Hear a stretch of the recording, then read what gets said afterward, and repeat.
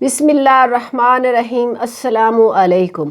हज़रत आयशा फरमाती हैं, एक दिन रसूलुल्लाह सल्लल्लाहु अलैहि वसल्लम घर आए।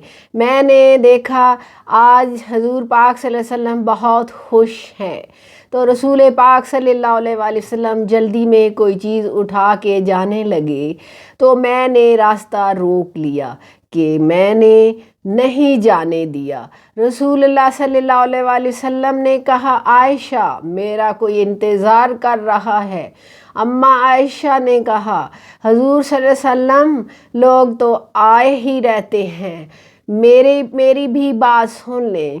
रसूलुल्लाह सल्लल्लाहु अलैहि वसल्लम ने फरमाया, अच्छा बताओ क्या बात है। तो आयशा रज़ी अल्लाह ताला अन्हा ने बताया कि मुझे मेरे वालिद ने कहा था, जिस दिन रसूलुल्लाह सल्लल्लाहु अलैहि वसल्लम खुश देखो तो मेरी और अपनी बख्शिश की दुआ करवाना। रसूलुल्लाह सल्लल्लाहु अलैहि वसल्लम ने हाथ उठाए, ए अल्लाह आयशा और अबू बकर को इज़्ज़त वाली ज़िंदगी अता फरमा। ए अल्लाह इनका हिसाब क़यामत में आसान फरमाना। और फिर कहा कि ए अल्लाह इन्हें बग़ैर हिसाब ही जन्नत अता फरमाना।